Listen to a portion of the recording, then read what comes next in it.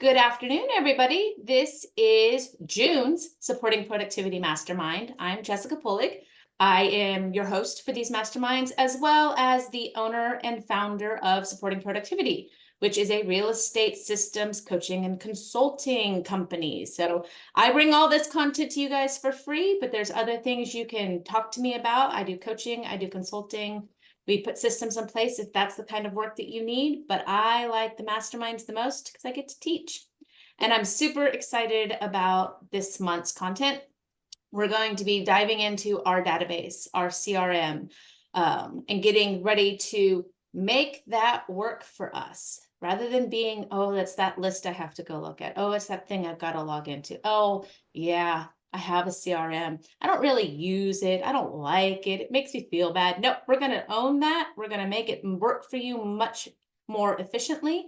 And we're going to see if we can get some deals out of that, because I promise there is gold in your database. You just have to know how to mine it. And most of the time, you're just missing a couple of key steps. So as you all know, if you've ever been on a mastermind with me, we are interactive, we are collaborative. I can talk all hour long, but I don't like to talk all hour long. I much prefer for you guys to interact with me, answer some questions, and all of that stuff. So we're going to start with, sorry, I'm letting people in from the admission room, making sure I'm not letting in the chat bots. Okay. Who here has a CRM? I don't care what condition it is, but who has, when I say CRM, do we know what we're talking about? Who has a database? So I'm seeing a lot of nods. Who has no database? Right. You can drop it in the chat or you can come off mute, but like who doesn't have anything anywhere? Yeah. So that'll be easy this year. Yeah. And so they're changing in, Brett somehow arranged for it, which I don't even trust him 100% that he got permission. I got more people in the waiting room. Okay, so who actually has some kind of process, some kind of CRM? If you're using, I'll even take a Google Sheet or a spreadsheet, or if you're using Command or Lofty or Follow Up Boss, Brivity, anything like that. I'm seeing nods of heads. Who keeps it all in your phone or your brain? Are you being vulnerable for a minute, Jeannie, and tell me that it's all in your phone or your brain? It's in my phone, it's in my brain, and it's in Command. Okay, well that but works. Not all. It doesn't work very well because it's too many places. So that is the biggest thing I hear is like, I've got the information everywhere. I would really just like it in one place. And so first and foremost, I am always, my webcam is falling off my computer. I am always going to be a proponent of, I don't care what you use.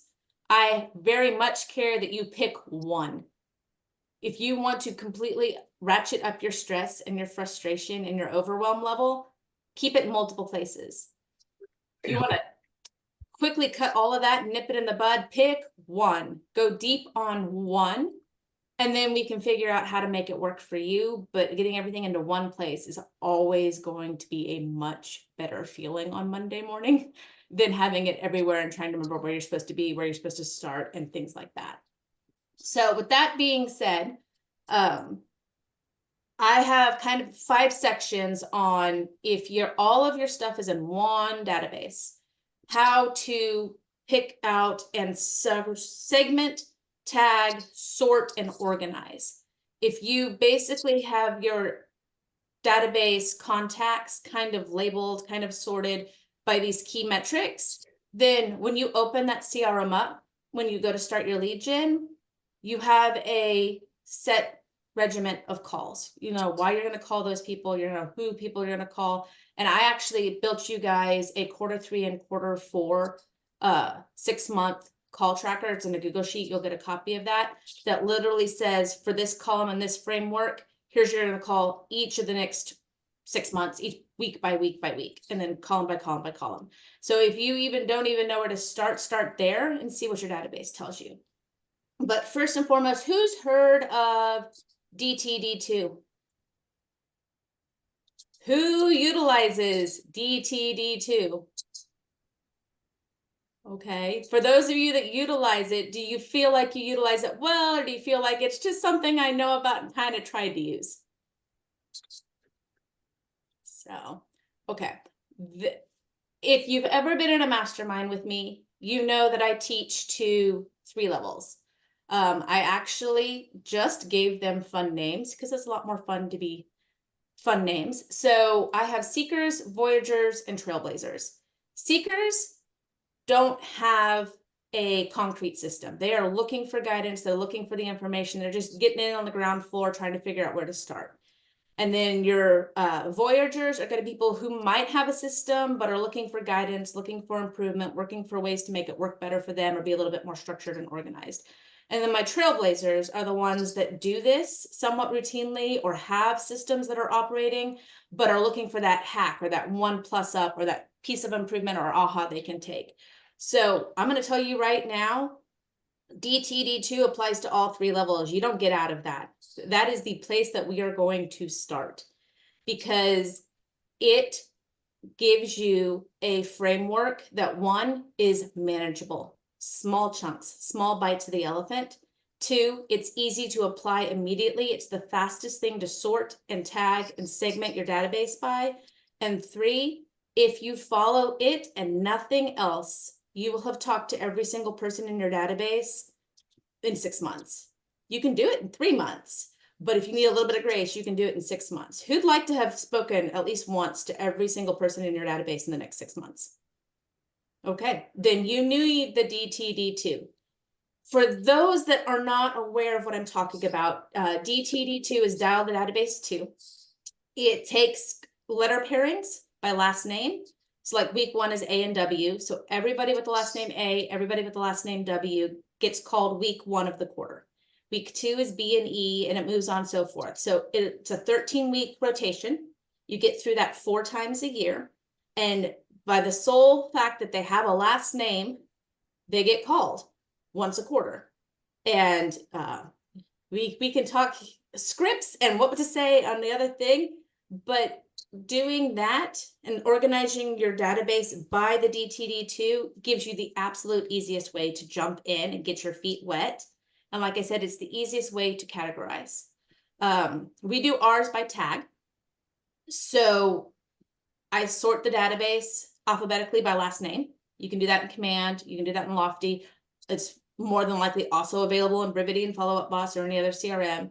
And then I select everybody that has last name A, and I add the tag. Our tags say A and W, or B and E, D and O, H and B. I do my DTD too. I know all of my tags by memory. And so I add the tag. And then we have a calendar that we've implemented in, we started with a Google Calendar event. What week? We put it on the Google Calendar. We put what tag it was in. So the agents go in, search by that tag, and call those people that week, and then add their notes, update their contacts. Does anybody have any question about DTD2 and how it can open up into the very basic level of sorting your database? No, I've got crickets. Does anybody have any questions about implementation hurdles of being able to do that, or what you do with it once it's already tagged? I've given you where to start. Does anybody have a forethinking of where you're going with it? I'd say that where I'm currently at, Jessica, is that I have a lot of contacts in my database and a lot of opportunity from that regard, but not everyone I feel connected with. So it's a mix of Mets and unmets. And I'm really trying to actually hone my database down to where there's not as much like mental hurdle as to far as like who I'm calling, and to where I can get that systematic 36 touch in at least with those that I'm really well connected with. So I'm actually trying to get my database down currently. I know how that went. We just merged CRMs, and I had to take 6,000 people and put them in a new database. And I'm like, I only want 4 when I'm done with this, and we're at 4 now. But if you're trying to whittle down, how are you approaching that, Greg? Because even then, that's a process. Are you just blowing away somebody you haven't talked to, or are you still making a connection with them before they get axed? Some are easier for me to axe than others.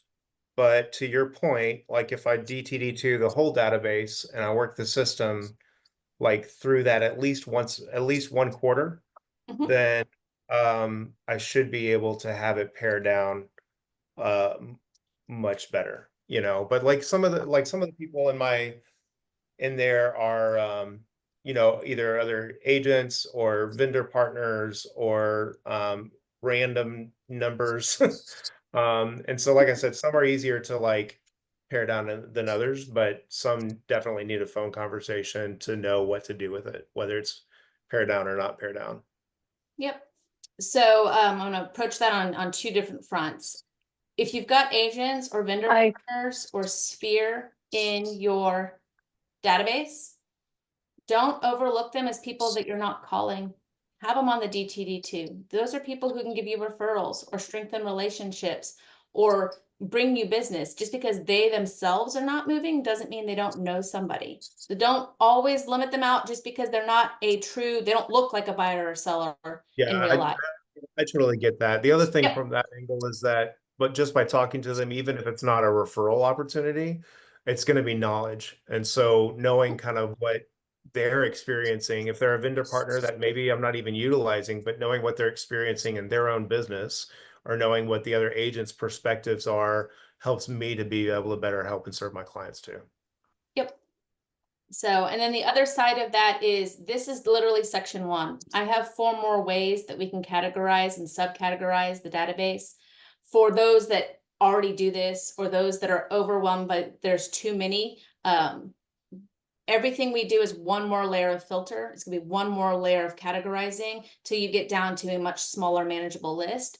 I have just found that if you aren't doing this, implementing the rest of the information I'm going to talk about will seem more challenging and more overwhelming because this is literally the first step, the starting base block. Thank you, Dakota, for dropping that in. There is going to be the 13-week rotation, the letter pairings, what weeks those go on for the 52 weeks a year. I will have basically a DTD2 printable sheet as part of the stuff that you guys will get. So you'll get a copy of it if you're not aware of it. And to answer Trevor's question, if you're only doing DTD2, then yes, you'll have high weeks where you have like, 60, 70 people, and you'll have low weeks where you'll have like 3 based on the letter combinations. The genius of the DTD2 when it was designed by, I believe, Keller Williams, is a lot of those low weeks happen to fall on holidays so that you can plus up or augment or take it easy. Where this comes into is if you're doing this, we're going to overlay 4 other layers so that your weeks will kind of balance out. Or if you have a low week because of your DTD2, you'll have other things to call on. So that's kind of getting that first step, getting them organized. Because if nothing else, if all your other systems or all your other patterns or follow-up routines just don't seem to be clicking, going back to that one will at least get you reset. We'll rebuild that routine, and then you can go back to adding in the layers. So I'm going to move on to the second layer, which is milestones. It's the next easiest thing to track. How many of you have seen that birthday or home anniversary section in your CRM? How many use it? How many have those filled out? Okay. some.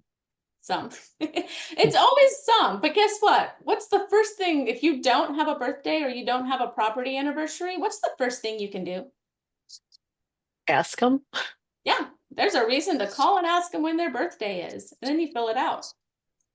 But if we're tracking milestones, things like birthdays, things like property anniversaries, things like actual wedding anniversaries, upcoming graduations, whether that's elementary school or high school or college, upcoming weddings, job promotions, when they adopted their dog, that's all kind of stuff you can put in your notes. And then how easy is it to make a celebratory congratulations call?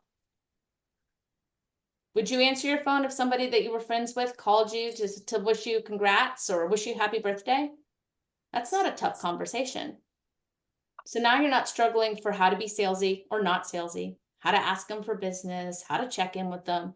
That's a softball phone call with a really easy script. But you can't do that unless you know about it. So For ours, we layer over, so we have those two primary dates we have filled in. I know Command does, and I believe Lofty does as well, has a little, like, I'm gonna call it a widget. There's a little box that you can put on your dashboard when you log in that basically says upcoming birthdays today or this week, and you can see You them. can search on history on your chat GPT and you can grab it. Yeah. So they'll pop up there, but what we do is we tag them by their birthday month. So we'll put like B-Day May, B-Day August, B-Day September, because it allows us to create a sub list. We search by that filter. So on the 1st of September, we find all the September birthdays. Our agents know who in the month is having a birthday, and then they can make a decision to either call them that first week of the month and say, hey, it's your birthday month, congratulations, or hey, I'm gonna send you something, or they can batch handwritten cards, or they can pick to actually set a Google reminder to call them on their actual birthday date and work that way. But so we do the same thing with property anniversaries, so we know what month they closed, so we know when to call them.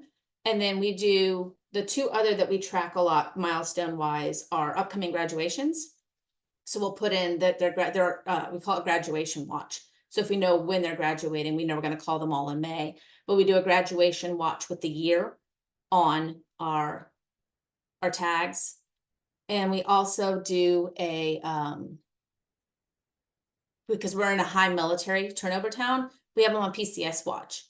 So the minute they buy, we know how long they've been in town. So we'll put them on a 1 or 2 year PCS watch because we know it's normally 24 to 36 months before they're moving again. And that helps us know when to reach out to them about the possibility that they're going to have to list their house or they're going to have to rent their house. We have referrals with our property management team that's in our market center. So again, having those tags, you log in, you pull that tag up, you know that, okay, the first week of the month, you're calling birthdays for the 1st through the 15th. The second week of the month, you're calling everybody who has a property anniversary. The third week of the month, you're calling birthdays the 16th through the 31st. The fourth week of the month, you're calling any of your other milestone tags. But you don't know to do that if it's not tagged, if you haven't figured out who those people are and you haven't given them a designation. Any questions about milestones? No. Did I mention any milestones? Does anybody have an aha on other milestones you could track this way? I'm sure there's things out there. I do happy half birthday. So on their 6-month anniversary of their birthday, I also call or do a card. So Kelly, do you keep track of that with a tag or a designation, or like how do you know it's their half birthday month? So I do a tag based on their actual birthday, and then I print out the 6 months out. So I do 2 sets of cards at the same time. Okay. And then to plus this up, this isn't just calling, these are other things. If you've got them sorted, you can handwrite their cards and batch them the month ahead and then mail them. You can set up to send cards, excuse me, try not to sneeze. You can set up to send cards through a mailing house like AM Cards or Mailbox Power. So there's ways to layer that automation in, or there's ways to give your touches in relation to what's going on in your database to your assistants and your coordinators and all your operations personnel to help you with those. If it's not a call or it's not a text, other things can be done. But again, knowing what that touch is going to be comes from knowing your database and having your database tagged and segmented. So that's section 2.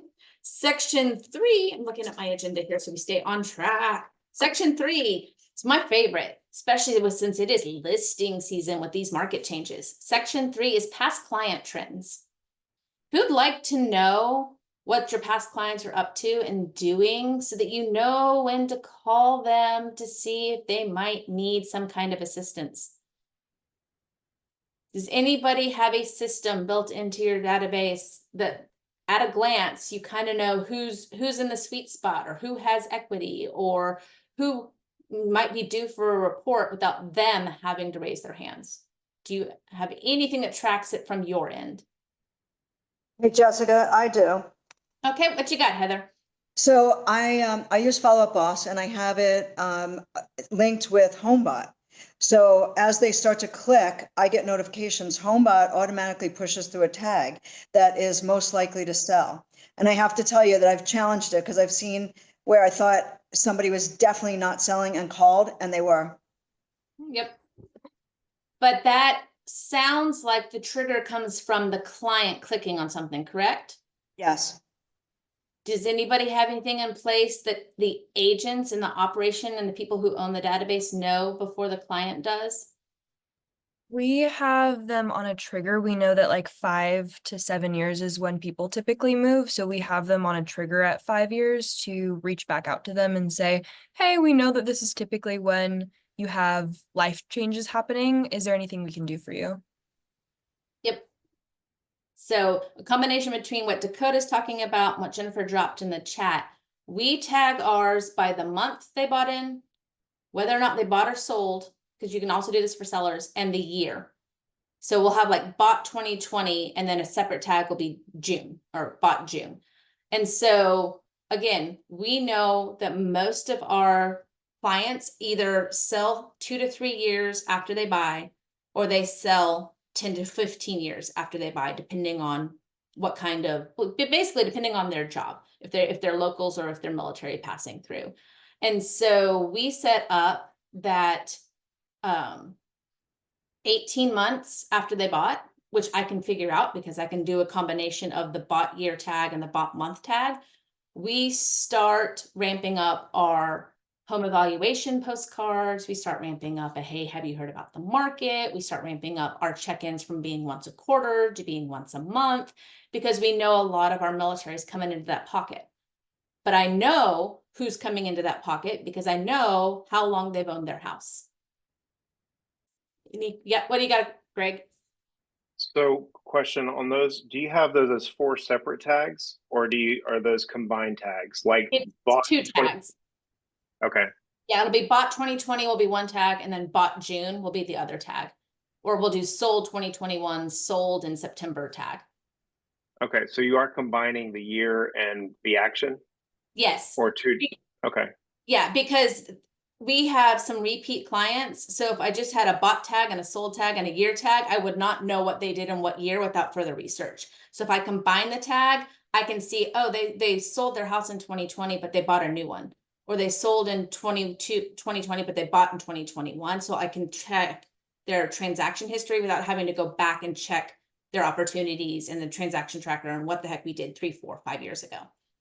Okay, so and then are you doing month as well, or simply like combining bought with year and sold with year? I'm doing bought with year, sold with year, bought with month, and sold with month, because then I can drill down even deeper to, like, if they bought in January, that's going to come up a lot quicker than if they bought in December of the same year. I don't want to just pull everybody who bought 2 years ago based on the calendar year, because some of them will be pushing 3 and some of them will just now be getting to 2. And in our market, that's too big of a window. We have to hit them before they hit that 24-month mark, or we missed the boat. And that's So why not have markets. Why not have just one tag with like action and month combined, and another tag for just the year that the transaction occurred? Because I have over 25 people in our database that have bought and sold in multiple years. And so if I don't have that year combined with what they bought and sold, I don't know what year happened. Okay. Gotcha. So action and month plus action and year. Yeah. And I will always lean to, you don't pay your CRM by the tag. So guys, I have 400 tags at any point in time that are active. I run a Google Sheet list of all of our tags. There's only about 15 my agents have to know about at any given point in time, but our tag list sometimes is like a page and a half long. But I can literally go into my database right now and tell you what part of town they live in, whether or not they have a dog, whether or not they have a kid, when they bought and sold the last time, what their job is. And so if you come in and say, I need somebody who needs a 4-bedroom house who just recently had kids and they need a backyard for their dogs, I can tell you exactly who owns that kind of house, because I know that about my audience. And how much better would it be to have conversations because you know your people to that level? That's why you tag. That's why you organize your database. But yeah, so we use those transaction trends to inform kind of when we're checking in, when we're offering that equity analysis, when we're offering that CMA. If we have people who have owned for quite a while, we'll put an additional tag on them that they've got equity. Because those people were checking in with, hey, did you refi? Hey, did you make upgrades? Hey, did you take out a HELOC to pay for that upgrade kind of thing? Where are you at financially that may have impacted your equity, or have you leveraged your equity for anything you're doing? I can't tell you the number of people who've owned in our area for 15 to 20 years who we just leveraged their equity to buy them an investment property. But we wouldn't know that. We didn't know how long they'd owned their house and whether or not they'd used their equity. Again, it's coming back to, we've had a conversation, we've asked a couple of questions, we've added the tags, and then we use those tags to deliver us a very small subset of people to stay in contact with and why to stay in contact with them. We do the same thing. This isn't just sellers who need to sell. We've done this with sellers who have already sold. A lot of this is how well you keep in contact. We keep in contact with our clients long past. We have some that are on their 4th move. They've lived in 4 states since they've worked with us, but we still make contact with them. We get a ton of referrals that way. But if we know that they've sold, but we don't know that they've rebought, we may check in and say, hey, you know, were you downsizing? Were you trying to get back into the rent? Were you reorganizing your finances? What was the reason why you sold?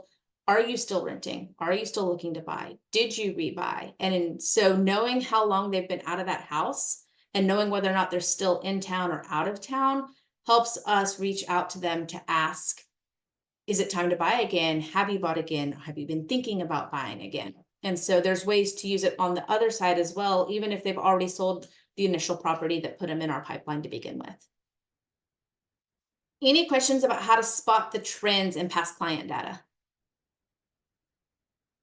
The only other thing I'll add is we do and I don't have this in the playbook, I'm now kicking myself. We do a local and an out of area tag, again, because we stay in contact with so many. Our local kind of informs our events, it informs our pop buys and things like that, but our out of area tag informs a lot of our outbound referrals. We have a lot of clients that call us and say, hey, you know, you were the best agent we had, handpick us an agent and where we're going. I've processed 6 so far this year where we've picked them an agent because they're selling or buying this year. But we have to know they're out of area. So we had that conversation with, hey, what's your housing status where you're at? And that it triggers in your mind to call. But that's another past client trend, is like, where's their house? Do they own? Do they rent? Kind of thing. So that's past clients. Yes.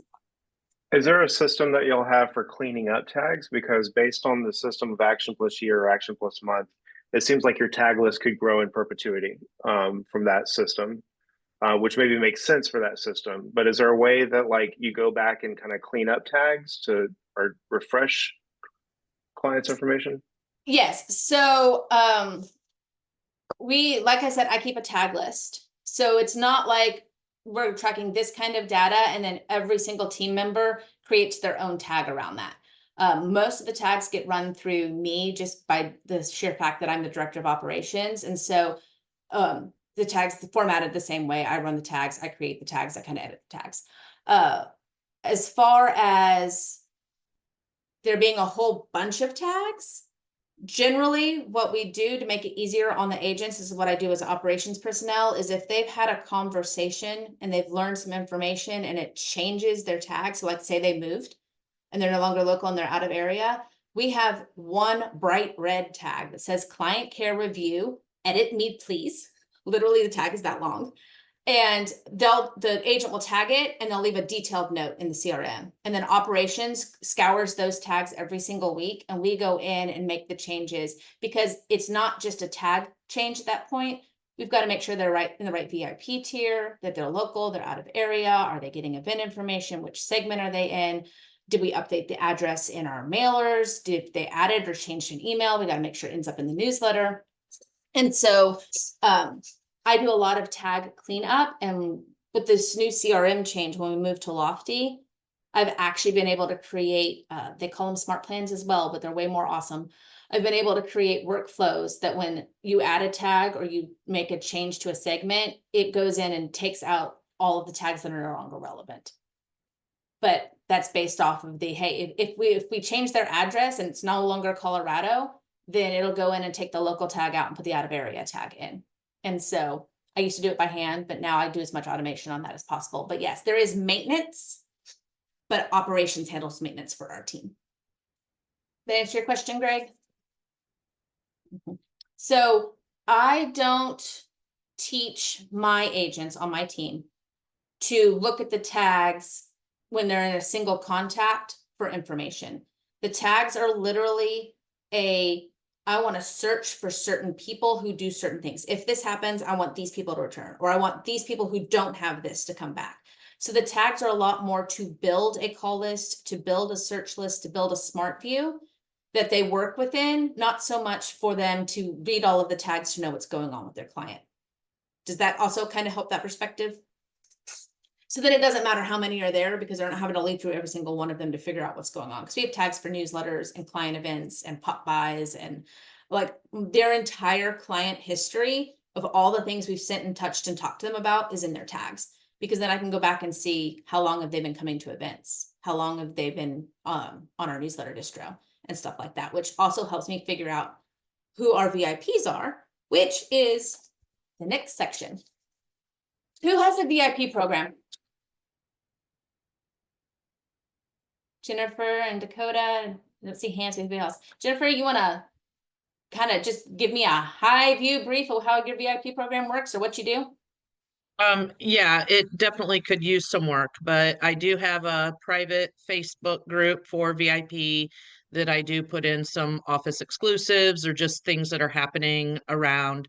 I do events for them quarterly that is just for my VIPs, and really that's about it. And going back kind of to the DTD2, I had mentioned that I have a hard time getting through everybody on my list, but I make sure to hit those, VIPs, those A+A's clients every week, even if I don't get through the rest of my DTD2 people that week.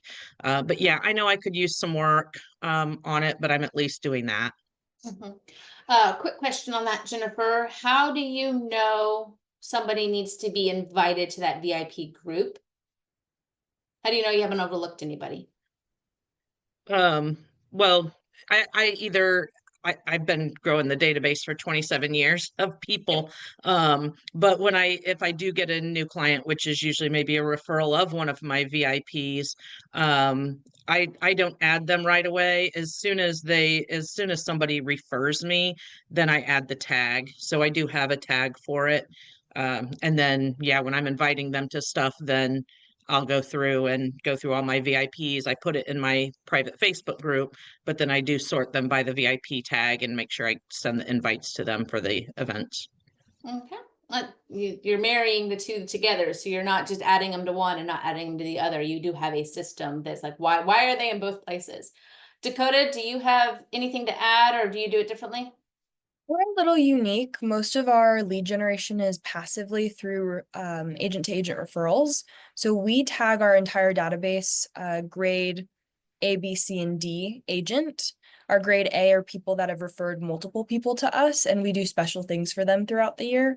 But the B, C, and D are to make sure that they're constantly in contact. It's funny, I see some names on this call that are in our database that I've seen your name, but I haven't met you yet. So great to meet everyone.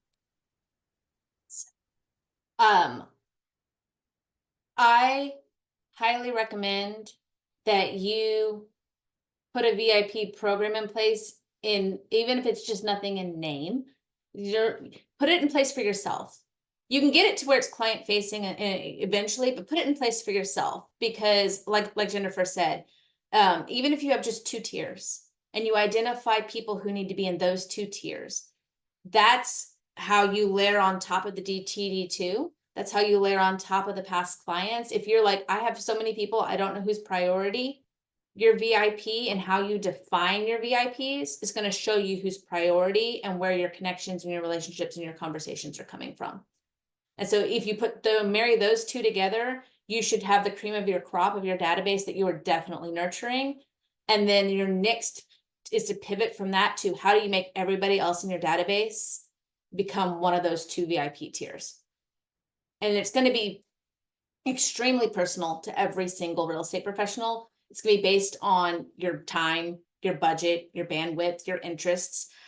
There's no one size fits all on VIP programs, but it's having that distinctive layer of who matters to you, who's engaging with you, and why, and then having that identified in your database. For our team, we have 650 local past clients. So we have a 4-tier system, just because it's easy for me to categorize them. They have to be in one of the 4 tiers. And the higher the tier, it supersedes. So like, even if they check the boxes for requirements and eligibility for the other tiers, they end up in whatever tier is the lowest number. It's like golf. So our tier 1s are anybody who has referred to us in the last rolling 12 months. If they've made a referral, whether it's stuck, whether they answered the phone, whether we worked with them or not, if they made the referral, they are in the VIP 1 tier. And I say rolling 12 months. So it gets analyzed at the end of every single quarter. And so if they haven't made one within that previous 12 months, they come off the list or they get moved around in the tiers. So our VIPs, tier 1 are our referrers, the people who are super fans, who send business, who constantly talk about us, who plus us up to everybody else. And they generally get exclusive access to our events earlier than the rest of our clients. They get 3 out of the 4 pop buys we do a year. They'll get extra stuff in the mail and things like that. So that's kind of that tier. Tier 2 is anybody who closed a transaction with us in the previous rolling 12 months. They brought us financial business. We are going to celebrate the crap out of that. So they get, for our buyers, they get welcome home cards. They get anniversary. That first anniversary is done really, really big. They get kind of 2nd tier access to the events, or they get to help pick the events or invite friends to the events and things like that. And so that's that tier 2, again, rolling every 12 months. So we evaluate every quarter. Tier 3 is if they've attended any event in the previous 12 months, if they're doing anything to engage with us. They haven't brought us business yet, but that tier 3 is gold for asking for business. Those are the people we call and say, who do you know? You already like us. You're coming to all of our stuff. You get all of our newsletters and phone conversations and emails. Who do you know? Tier 3 is always right for a referral. And then that's why we celebrate them. We do a pop by every quarter. So they get quarter 2's pop by heading into summer, heading into our high season, because that's when we ask them for business. Those are quarter 3 or tier 3. And then literally anybody who doesn't qualify for one of those 3 is in tier 4 because they've done business with us in the past. They know who we are. They've obviously liked us enough to trust us. So they still get considered a VIP, but our tier 4s very rarely get any additional other than the fact that we know that they've closed business with us and they might get a pop by if we have some bleed over from tier 3. Any questions on kind of how to leverage defining your VIPs to help prioritize all of the other ways in which you're accessing your database and who you're calling? So I've got a question. So your tier 1, your people who are referring in the last 12 months, as they fall off, then are they dropping then down to like the tier 3 if they've attended events, or tier 4 if they haven't then? Yep. Yeah. Okay. And then every now and then we'll get a random. So we had a family that bought with us last summer. They're about to roll off of the tier 2 because they bought with us, but he made 6 referrals and we closed 4 of those referrals like right after he bought. So even though he qualifies for tier 2, he made a referral. So he's up in tier 1. And so if he rolls out of tier 1 before he rolls out of tier 2, then he'll go to 2. But most of the time they end up back in 3 or 4. So, and then I go in and I change the tags. I keep it in a Google sheet and I go in and I change the tags. So any other questions about the VIP program and how to use it to recognize your high target superfan clients? Okay, then I'm going to roll into section 5. This is the last section. Section 5 is pipeline management. Pipeline management seems like it should be where you start first, but I find that if you try to manage your database based on just when you think they're going to have a real estate transaction, sometimes you miss the ones that are actually ready to go. Like if you I was like, oh, okay, well, they said 12 months. I'm going to put them on a quarterly follow-up because they said they're going to sell in 12 months. And then all of a sudden, what if they sell next week? Or what if you missed the one call or the 1 month? So I like to put pipeline segmentation at the end, because everything we're doing, everything, the previous 4 sections is putting us in conversation, putting us as front, figuring out what they need, having them in our orbit, and that more closely defines our pipeline segments. I have our pipeline. So I did not find a very good way to do it in Command. It's one of the limitations I ran into with Command. You can do it with tags. It requires a lot of remembering to change the tag if something happens and they change their pipeline. I'm in Lofty now. Lofty has, like, they have to be in a pipeline. They can't do anything unless they're in a pipeline. And I love it because it's across the top. It's like, which silo are they in? So you'll have to work with your CRM, you'll have to work with your programs, but I always recommend that there's a minimum of 5 pipeline stops. Your new leads. These are brand new people that entered your CRM. You have not had any contact conversation, or you just got a phone call for a referral, or hey, here's a phone number or an email. Those are your new people. Those are your hot leads. Those get called every week. Those brand new people, that first time you're making that connection, you're trying to get a hold of them, those get called every week. So you'll see on my weekly call planner in row for section 5, hot leads are on there as well as the other leads. Your second one in your pipeline, for just very, very basic, you can get as detailed as you want in your pipelines, but if you're just starting out and defining pipelines, just keep it basic. The second level is, okay, like 90 days. Within the next 90 days, we're doing something. Those are your highly motivated, let's get under agency, let's start looking, let's get a listing agreement signed. Because obviously you need to talk to those people every week or every other week. You don't want to wait months to talk to them. So that's kind of the second tier.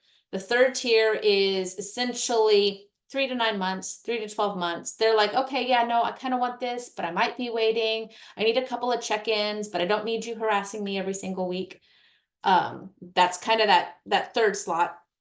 Fourth slot, I call them someday people. You have their name. They've mentioned real estate. They might buy, they might not buy, they might refer. There's someday, somewhere over the rainbow, they might show up. And so those are our long-term nurtures. Those are the ones that are good for like a check-in, good for a newsletter, good for more automation than phone calls, maybe until they adjust themselves in the pipeline. And then our last stop is our past clients, because our past clients are sphere people who aren't actively buying or selling with us, but should still be in an engagement level or a engagement follow-up plan. That's kind of where they live on that, because it's a different frequency, it's a different message. You don't necessarily need to talk to them as frequently, or you're going to be talking about things other than, hey, let's sign an agency agreement, let's get a meeting, let's get going on what you need. Any questions on pipeline segments? Okay, because the way I have it set up in the weekly tracker, that again, I'll give you guys the Google Sheet. So literally, if you just follow the playbook and follow the Google Sheet, it'll tell you who to call, and you'll start building that routine out of your database. But for section 5 pipeline segment, again, hot leads, your brand new people you've never talked to, those are every single week.